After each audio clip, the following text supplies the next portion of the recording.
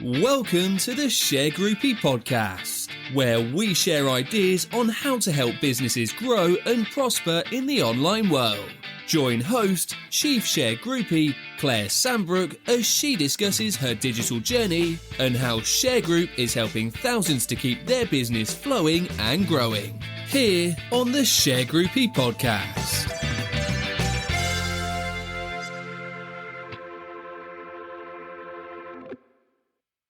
Well, hello everyone, and welcome to Shergroup on the Sofa. I hope you're all having a good week. It's nearly the weekend, which is when I do this segment. I'm definitely on wind down towards the weekend. So I hope you're all in a good place.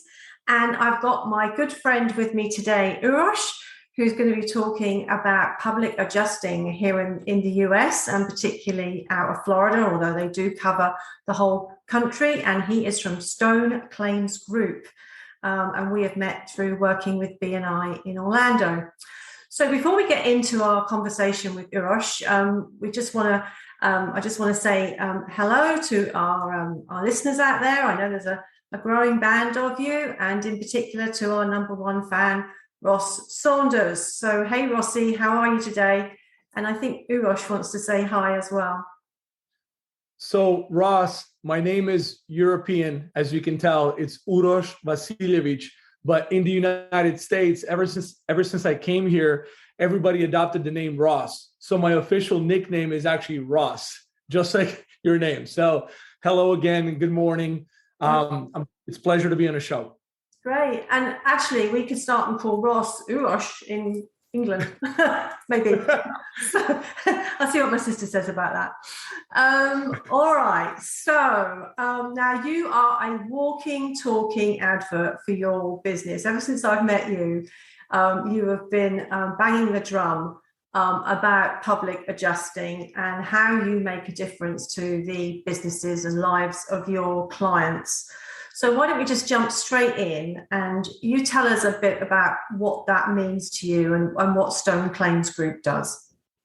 Absolutely. And that is really a good question because, Claire, a lot of people in the United States and even worldwide, I don't think they really know public adjusting because it's such a very niche, very small, not small industry, but it's a very niche industry. And a lot of people are not familiar with what public adjusting is. Some people have heard of insurance adjusting. Some people have heard of obviously insurance and the big industry. However, public adjusting is still, really unknown. I would say largely unknown. What we do is we basically, in a nutshell, represent policyholders on the commercial level, right? So those are people who, have a building, have a business, obviously, whether that's a restaurant, a hotel, a condominium, a skyrise, whether it's a mall, and these people, of course, they have contracts with their insurance companies for their property, right, to get insured. Now, whenever there's property damage, right, which here in Florida, in the Southeast USA, we see a lot, especially from hurricanes, tornadoes, sometimes even things like earthquakes and fires and lightning. Whenever there's property damage from those natural kind of directly caused events, the insurance company is going to send their adjuster, right? I already mentioned the insurance adjuster. However, the insurance adjuster actually works for the insurance company and not necessarily for the policyholder, or in our case, the building owner. So their job is to really represent the interest of the insurance company. Our job as public adjusters is to come in and represent only the interest of the actual building owner and the policyholder. Now, you're probably asking, why is that important? It's very important because on a commercial level, I'm not going to really advocate for the residential side because there's a lot of different things that happen on the residential side. But on the commercial side, there's usually a large discrepancy in what the insurance carrier is going to offer to the building owner for their damage versus what we're going to be able to come in and maximize for. So a lot of times, people need representation. If you think about going to court, even if it's like a speeding ticket, right? A lot of 99% of the people are going to actually hire a representation, hire an attorney to represent them in court. It's the exact same way, right? So we are actually one of the two parties, the other party being the attorney, that can legally in the United States represent you in a property damage insurance claim against your insurance company. Okay. So in a nutshell, we pretty much come in, represent you as the policyholder, and maximize the fair value of the claim. We're going to go in, do a full and thorough inspection, make sure that no damages are missed, make sure that our estimates and our photo reports and our technological reports are fully, up to date, maximized, nothing is missed. And we're going to take all that data and material, and we're going to take it to the insurance company and negotiate throughout the process to be able to get you every single dollar that you need to repair your building as a building owner. And I know how passionate you are about this subject. So I can only imagine that you on the other side to an insurance company, you're a formidable opponent. Because I guess you are opponents really, aren't you? Or is it more of a mediation? What would you say in the context of these discussions with insurers? How does that work? Yes, it's a good point. I don't want to say opponent because, again, 100% of our staff of our company actually work for insurance companies before. I saw that. Yeah. Right. So it's very interesting dynamic. It's really, I want to say diplomatically negotiate is kind of like the action that we want to do, because a lot of the times, because of our connections with the insurance companies in our past, a lot of those insurance adjusters that are going to be on the other side, they know us. They know us personally. We've worked on claims before. Our job is to really just kind of get them to understand our eye level, get them to understand, first of all, damages, second of all, causation, and third of all, coverages, right? And once they understand that, listen, that roof, those windows and those sliding glass doors, that is damage from the storm. And how we know that is because before the storm, we have records from the building owner or from the property manager or from community association manager, whoever we represent, that are up to date and records show no damage. So we're able to just really be diplomatical. I don't want to say political, but diplomatical with them. Very smooth in our negotiations. Our number one goal is to get our client whole, right? He or she, they need to be able to have enough money in the pocket to repair their building, right? Their windows, their roofs, their doors. So opponents in a way, but diplomatic negotiation is the way to go. Yeah, I think that's very interesting. And this public adjuster role, it must be recognized in a statutory and regulation arena in the United States. Is that unique to Florida, or is it a federal, it crosses all 50 states? How does that work? It's a federal. So it crosses all 50 states. Our company operates in 18 states, so not all 50. However, it's the only entity outside of an attorney, public adjuster, that can actually represent you as the policyholder in a property damage claim. Yeah. And the training for that, is there like an examination, certification? Yeah. Absolutely. There's so the universal, first of all, there's a public adjuster license. You got to go through a whole series of courses, testings, and finally you're able to get the license. Yeah. And then also on top of that, to actually be an adjuster, a public adjuster, you actually have to pass this thing called Xactimate, which is the software that the insurance companies use to be able to write estimates. Now, Xactimate has level 1, 2, and 3. So you got to be able to pass at least level 1 and 2. I mean, if you work for us, you got to have all 3, but you got to be able to at least have the basics of the software and the program so you can write these detailed estimates. I mean, on the commercial side, these estimates go 300, 400 pages.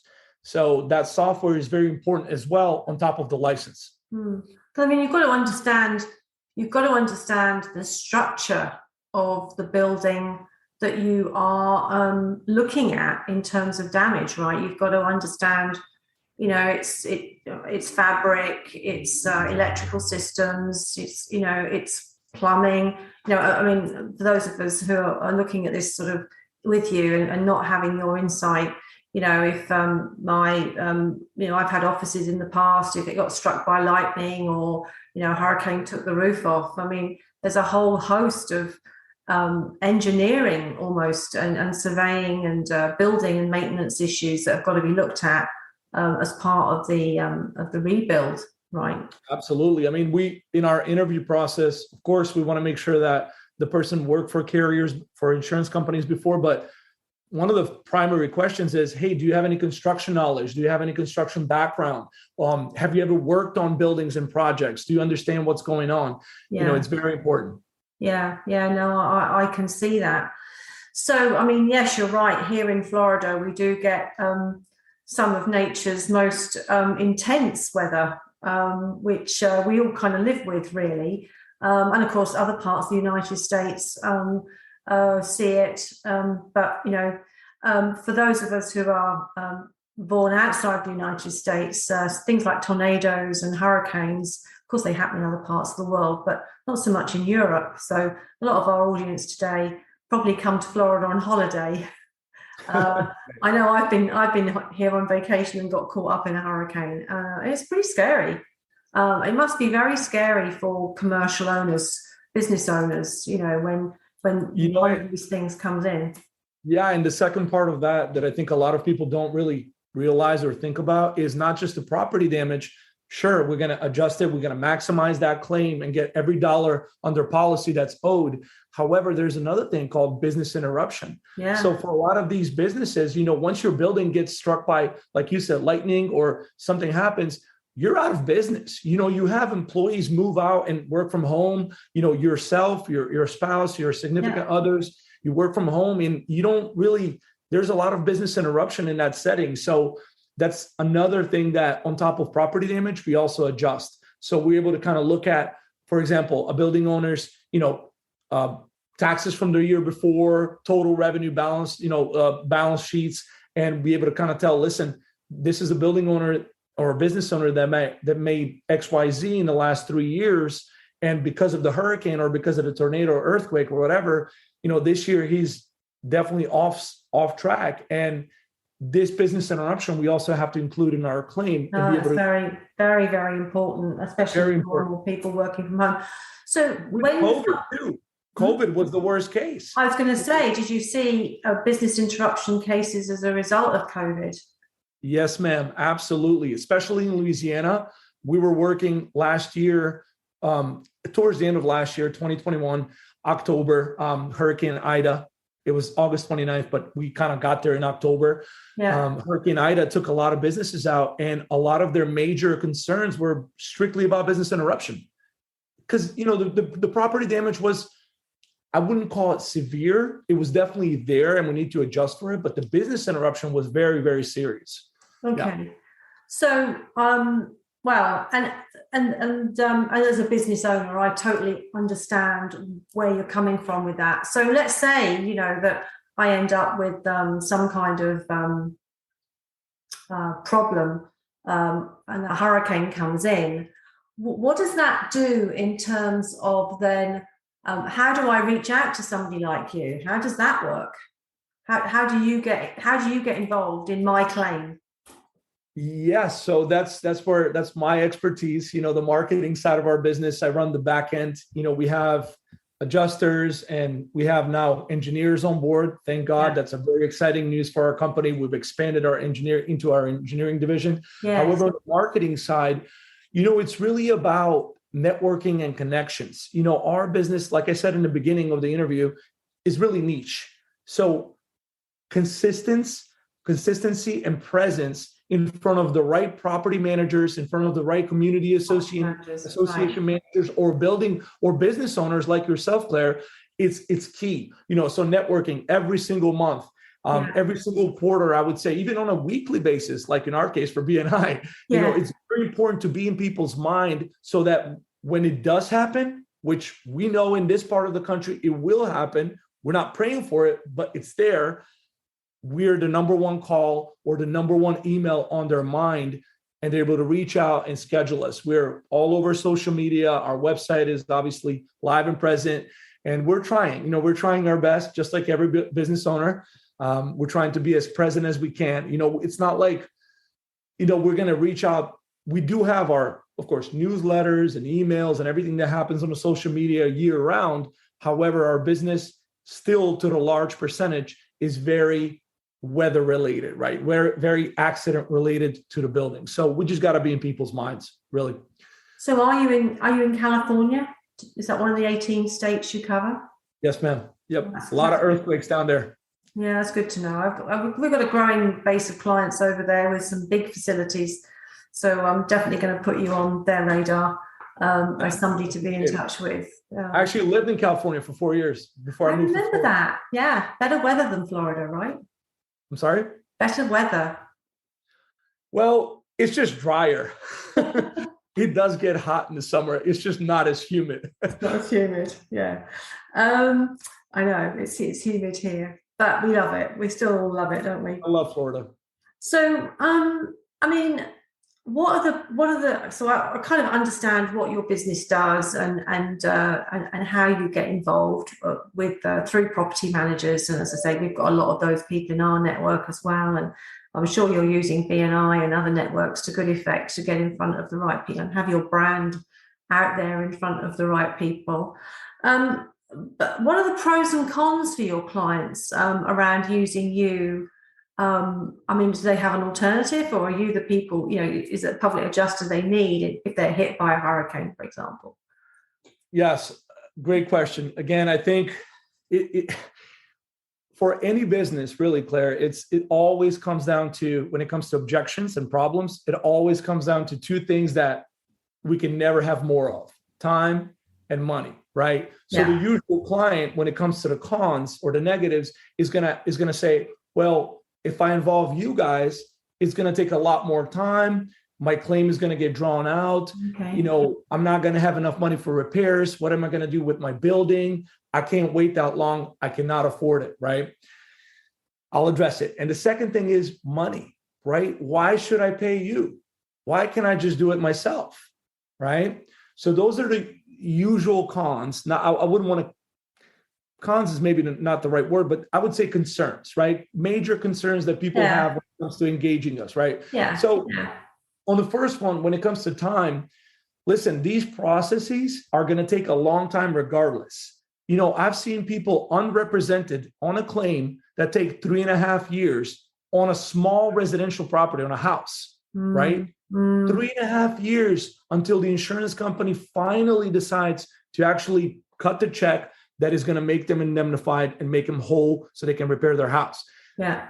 And it's something that, if you want quality, if you want every last penny that you're owed and you deserve under your insurance policy that you pay premiums for every month, you're going to need a professional company to represent you.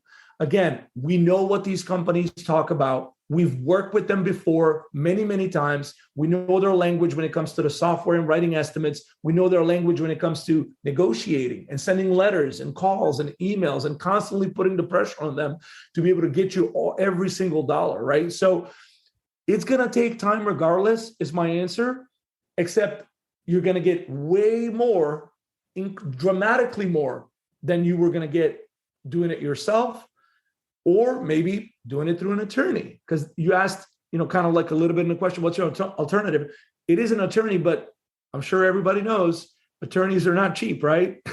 Especially nowadays. So when it comes to fees, we can get into that, but we're way drastically. Let's talk. So you've got these great services, and we'll get into exactly how you do some of this stuff. I read in the research to this interview, you've got some great tech that you use, but is it a contingent basis? Do you charge your client based on what you recover? That's a percentage of what you recover?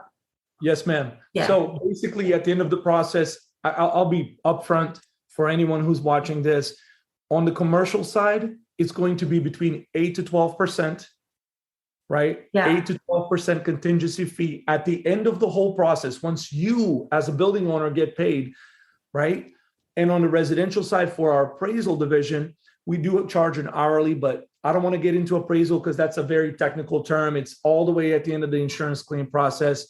And it's not really a big major chunk of our business. But yes, 8 to 12%.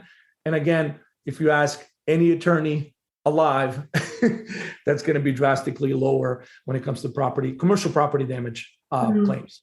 Yeah. Well, I understand about working on contingency because I'm an attorney by training, and some of what we do in Shergroup works on a contingency basis, and I work with lawyers who work on contingency basis. So For the client's point of view, they're going to have all your expertise, your systems, your huge experience, 20 plus years experience. Yes. I mean, again, I think I read that your company had collected over $1 billion across 18 states. $1 billion. So far, yes, ma'am. It's a B. We're very proud, but I still think this is our beginning. Like I said, we're expanding into engineering. We're doing all these different things. So, but yes, we do. Experience is one of the 4 things that I always mention when people ask me, like, hey, what separates you? We have people who know what they're doing. Yeah. Well, $1 billion in anybody's book is a lot of money. And that's the kind of, so when you're kind of examining these claims and you are driving out of the policy every kind of nickel and dime that you can for your client, there's going to be an upside for the client because you're driven to get the best that you can. We want to get paid too. So yeah, exactly. You're right on the money, pun intended. Yeah, and I think it's good to be transparent on that in forums like this you would if you were in front of a client anyway, because people will look at this or other social media or other content that you put out there, and that's the biggest question: what's it going to cost me? And the fact that it's not going to cost them anything up front until. And I do want to. Sorry, Claire. Sorry to interrupt. I do want to add one thing. If I showed you a chart, of the actual differences in what people were offered at first from their carriers versus once we got involved, what we were able to recover at the end, people would think like this is not real life. This is fake numbers. This cannot be possible. I mean, I'll share stories later, but like the difference is so dramatical and so drastic that by the time we end with the process, that building owner or business owner, he's not even going to feel our fee. He's not even going to I don't want to use the word absorbed. I'm very leery of that, but that fee is kind of like absorbed because the difference is huge. We're talking thousands versus in a lot of cases, over 10 million. And the building owner is like, well, sure, I'll pay 8 to 12% on that 10 million loss to be able to get every single dollar under policy so I can repair my buildings. We're not trying to make people rich or trying to put money in people's pocket. It's just by law, our job is to make sure they have enough so they can repair the building. Well, there's a tension, isn't there? There's a tension between the insurance company that want to try and pin the insured down to the minimum or a fair minimum, but a minimum. And then there's you on the other side or at the other end of the spectrum, shall I say, who are instructed to recover as much as possible and drive out of the nooks and crannies in these hugely complicated insurance policies, what policy holders are entitled to. And navigating an insurance policy is not easy, and certainly not if it's not your day job, right? So I guess that you take those policies apart. Absolutely. That's the first. We have 6 steps. That's the first one. Policy analysis, policy. People call us, they give us, like cold calls or something. Hey, something happened to my building. We're like, do you have the policy right now with you? Because a lot of times things are not covered. No. People pay premiums for one thing versus another. And a lot of things are not covered. In carriers, the insurance companies, they're not dumb, right? They're very large corporations. They have tons of experts working for them. They're only going to write in certain states. They're only going to write certain things in their policies. So our number one job is to really take apart the policy, see what's covered, what's not, what's in the deck page, what are the exclusions, when it comes to natural events. So yeah, absolutely. That's very important. Yeah. Well, all of us in business, insurance is a grudge purchase. We have to have it. And we hope that we've got good brokers. I use Lloyd in our group now, who make sure we've got the right coverages. And then when there's a claim, we all complain that, unless we engage someone like you, we're not going to get the value back out of what we paid for the insurance. So, I understand that whole kind of tension between the two parts, but I'm on the business owner side. I want someone like you to come in and God forbid, I don't need that, but you never know. Can't say that. If it does happen, that's why I said presence. Just we have to be in people's mind. If the worst happens, we're there. Yeah. We'll take care of it. So you've got this colossal figure of $1 billion+ that you've recovered for your policyholder clients. What's your sort of most memorable? What's your best case studies? Give me a couple of those where you've done a fantastic job. Yeah, I think one that really stands out is, it was actually from last year. So it's not the most recent because we settle claims every week, every month. But I really think that it just goes to show what we talked about earlier about the discrepancies and, like you said, the tension, right? It really goes to show to great lengths. So 2017 in Florida, there was a hurricane named Irma. It was a category 4, a very, very extremely strong hurricane. We're talking my house. Yeah, I know about Irma. It lasted for a long, long time.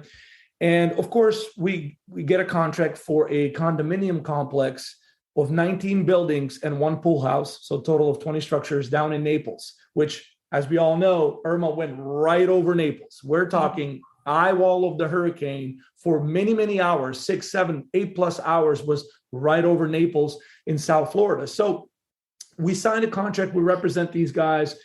And in the beginning, right after the storm, this was September 10th, 2017, in, I think, December, don't get me wrong, maybe December or January, like 3 or 4 months later, the insurance company who represented the condominium complex offered them $272,000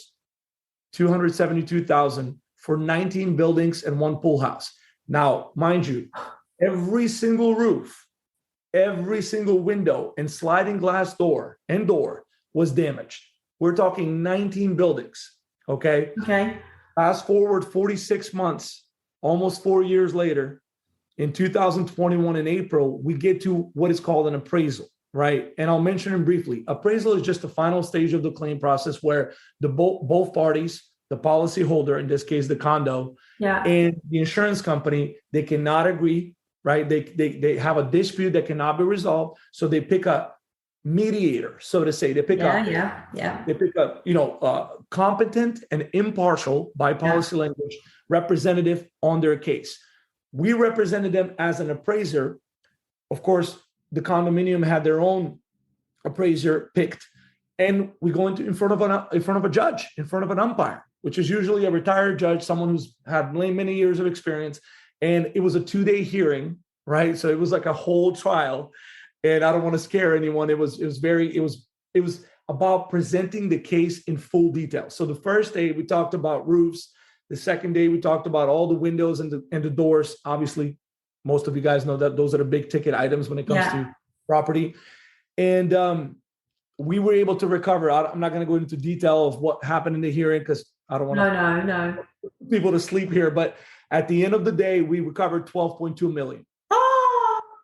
So we go from $272,000 to $12.2 million for the policyholder, for the condominium association. And I think the smiles, the happiness, the looks on those people's faces once they got the final check several months later, I cannot tell you. Imagine having roof leaking for 46 months. Imagine having problems with your windows, your shutters. I mean, we presented a case. We brought in engineers. We brought in our forensic experts that were able to prove and help our thesis, our presentation. And the judge finally said, you know what, guys, these guys are absolutely right. I think all of the doors and windows are absolutely damaged from the storm. And I don't even want to talk about the roofs because I went on the roofs. The judge himself, the umpire, actually had visited site. Yeah, absolutely. And he had his own records and data, and we were able to compare, and we got the full ask. So all windows, all roofs, all doors. So and those guys are building right now. They're in construction. So wow.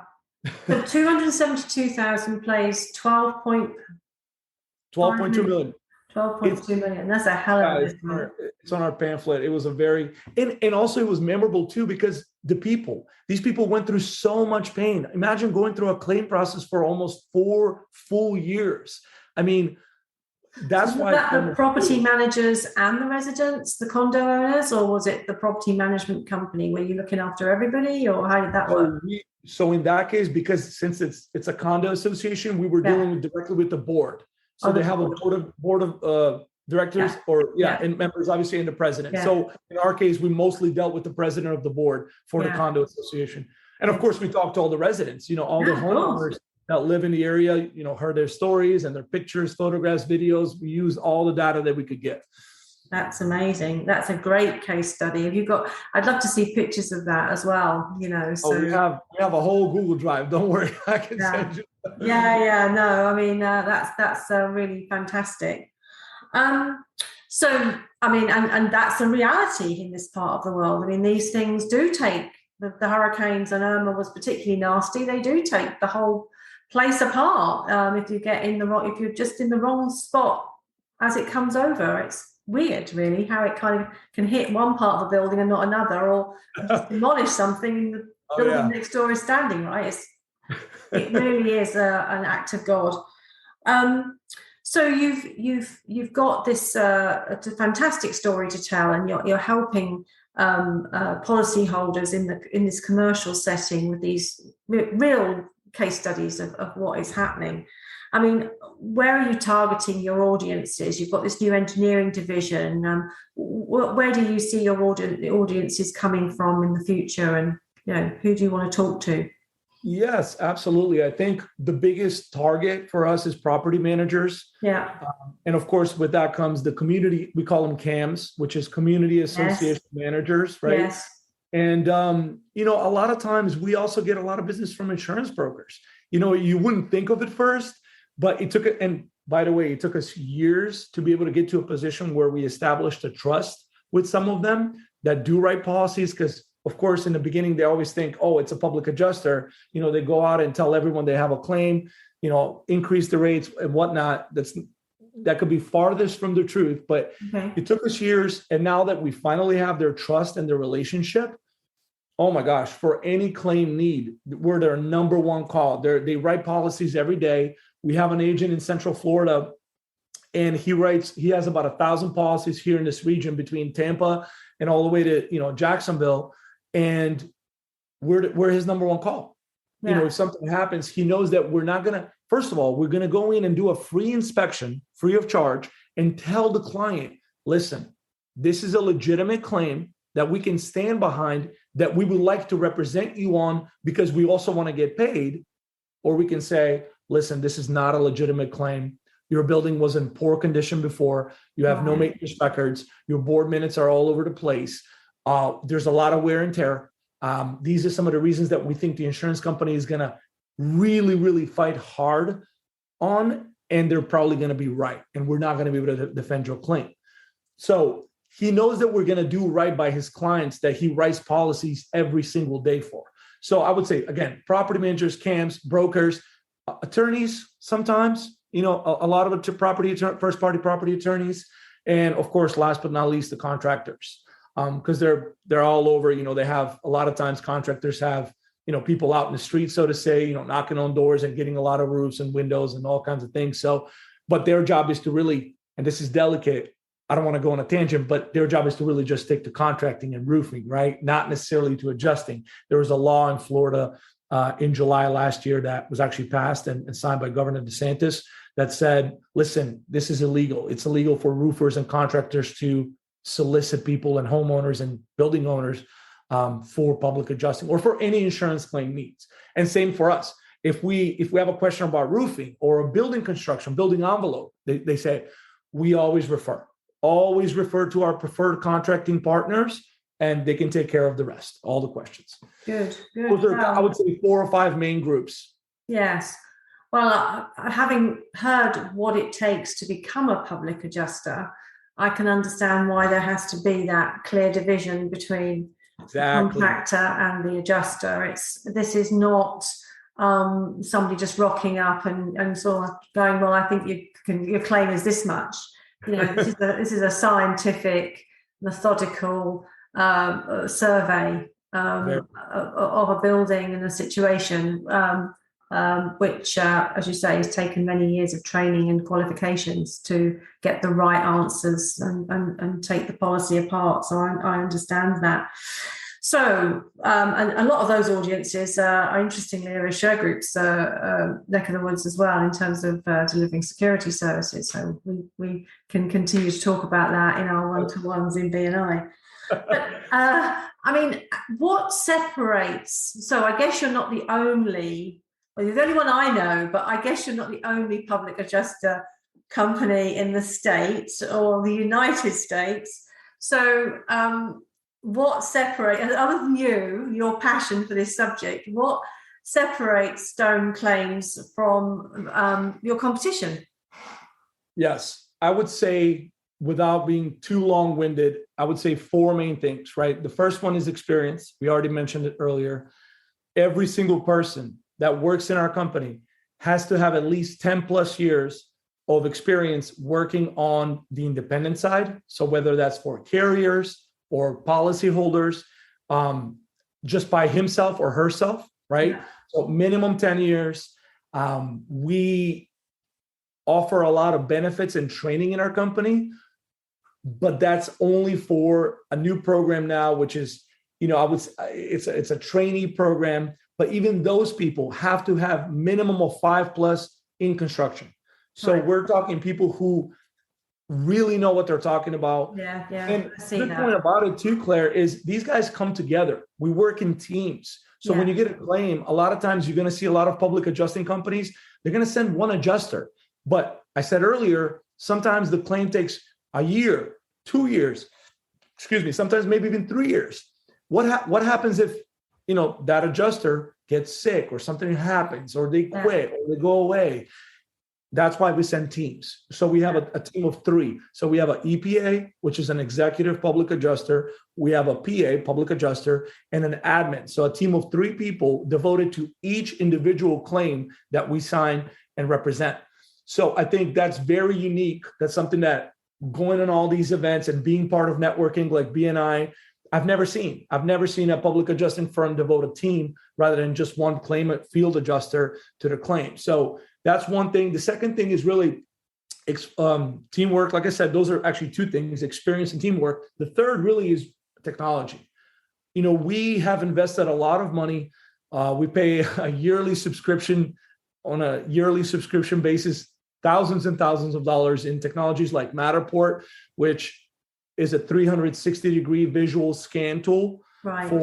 We mostly use it on fires and fire losses, but it basically literally tells you what the condition was in a pixel, like by pixel. It's not cheap. We have thermal imaging, we have droning, we have a bunch of different ways where we can inspect, right, just on site.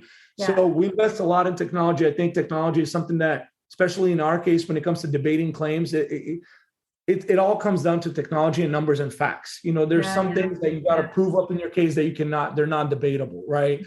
We have Nearmap, which I'm not sure if you've heard of it. It's basically it's very cool technology. So it's a bird's eye view. It's a oversight of all roofs, but it gives you a time capsule.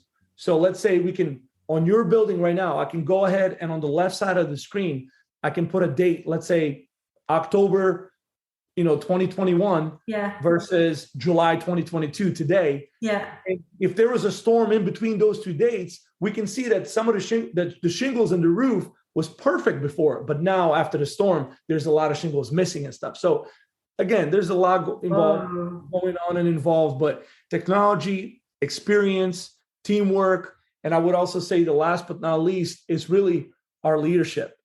When you look at our CEO, which happens to be my wife, her name is Tara. She actually worked for carriers for 15 years, right out of college. She was able to get right into the industry, worked for 10 years for State Farm, 5 years for Allstate. She became the national manager for all claims. She had a really interesting journey. She made a lot of money. She had a lot of success doing that, working only for the insurance companies. But with all the policy change and the regulations in the early 2010s, 2012, 13, 14, she kind of saw a dramatic change in the industry. So she decided to get on the other side and represent only policyholders. Because she said, like, back in the day, the carriers, the companies used to give us, blank checks to go out into the field. And just if the roof was 100,000, we wrote 100,000 on a check, and we said thank you and goodbye to the homeowner, right? But things changed. The industry, the system changed. Carriers started putting a lot more regulation, a lot more, different things that impeded paying the clients in full, right? They would pay them, but not necessarily in full. So she decided to join this side. So I think with that kind of leadership, and also there's a bunch of other guys that I don't have time to mention, but these guys are so passionate. You think I'm passionate. These guys are over passionate. They're devoted. They're nice to see. It's nice to see passion in a business. Yes. No, it's good. It's really good.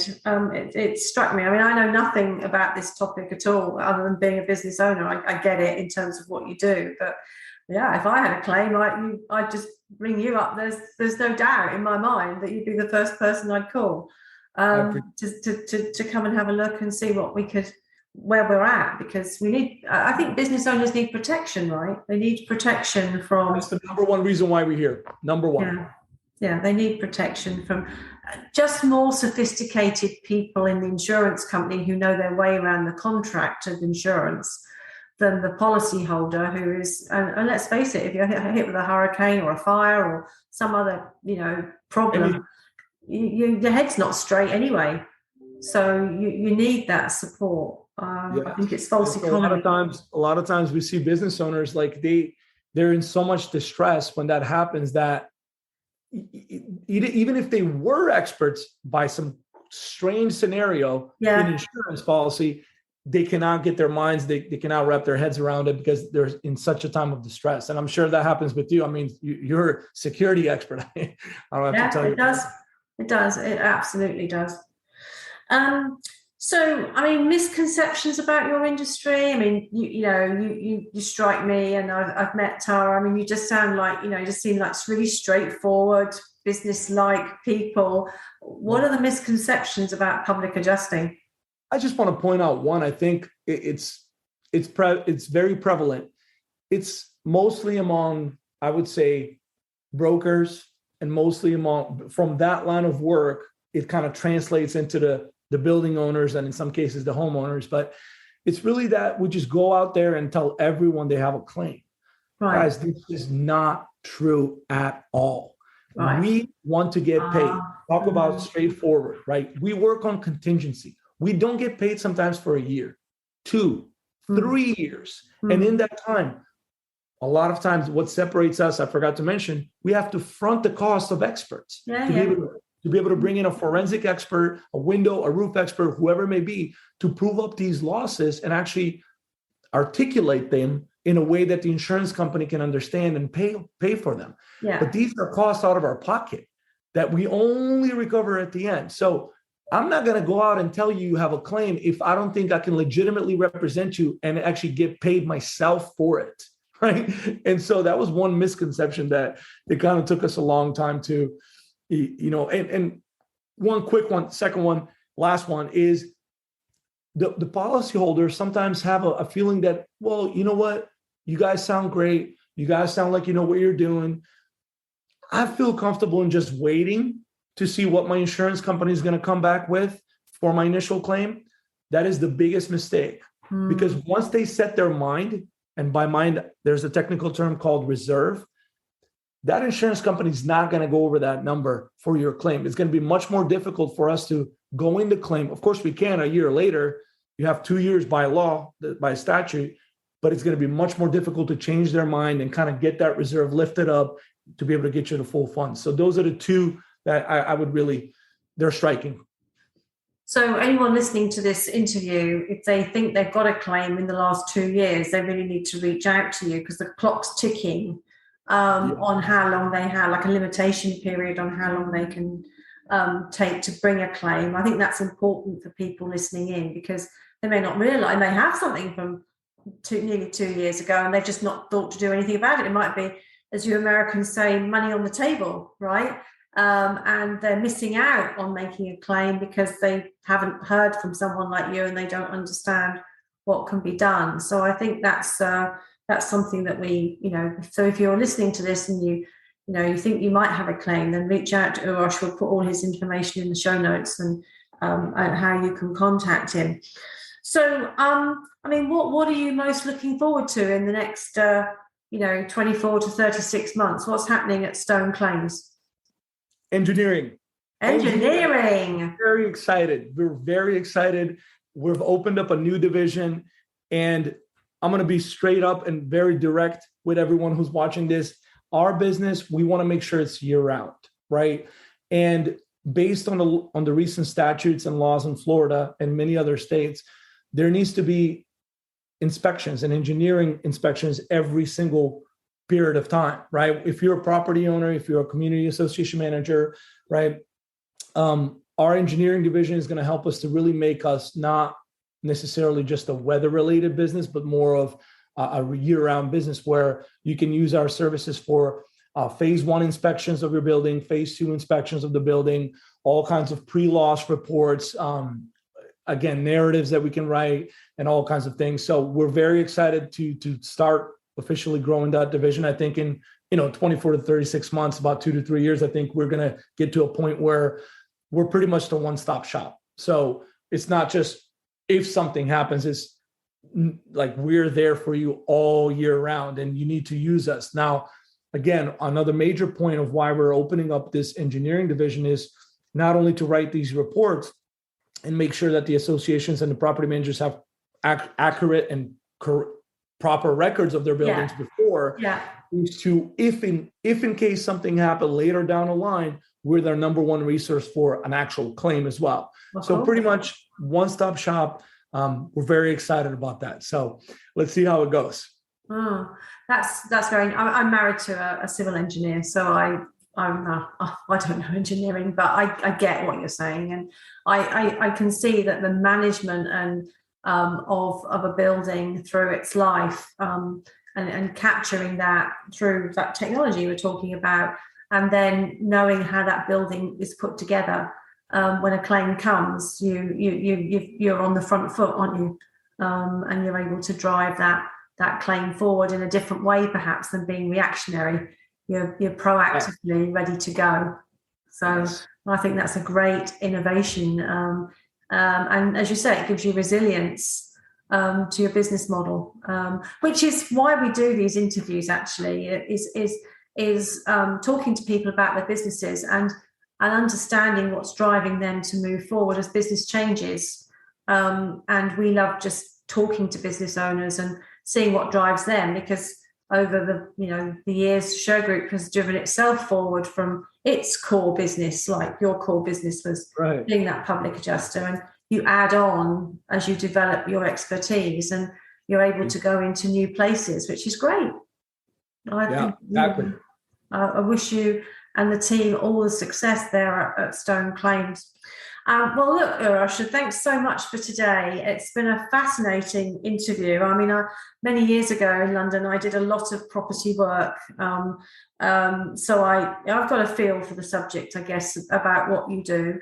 And I think it's great. But I think from the point of view of our audience in Florida and across the States, then they can go to your website, which I've got down here is stoneclaims.com. Is that right? Okay. And all the information they need about how to instruct you is there. And you've got an Instagram account. Great. And I hope you're posting on it regularly. Lots of pictures of before and after, and drone technology, and this second minute by minute, speeded up version. I mean, that's all fascinating.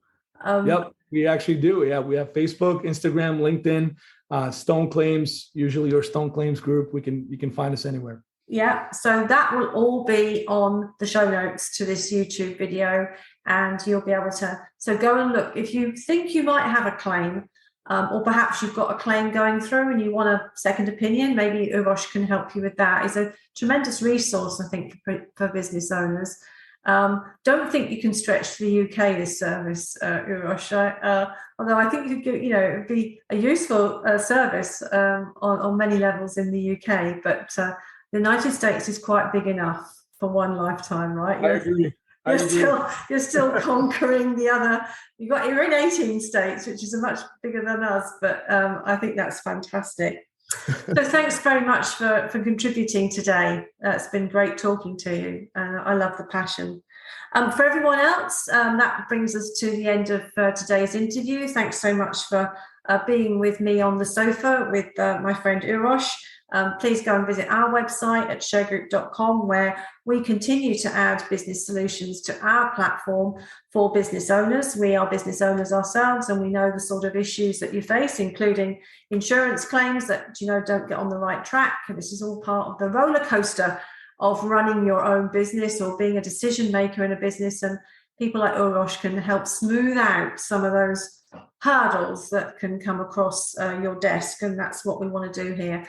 Shergroup itself is on Facebook, Instagram, TikTok, Twitter. We do have a bit of an opinion about things. LinkedIn, good channel to reach Uros on LinkedIn. So Uros, until we meet again next week, thank you so much for today. And thanks for the invitation. Love to all at Stone Claims, and everyone else. Bye-bye. Have a great weekend, and we'll talk to you all soon. Thanks, everyone. Thank you. Bye-bye, guys. Thanks for listening to the Shergroupie podcast. To join our Shergroupie community, subscribe by going to our website at www.shergroup.com. Keep up with the latest Shergroup news across all our main channels, including YouTube, LinkedIn, and across all social media. Stay connected and begin building more business relationships.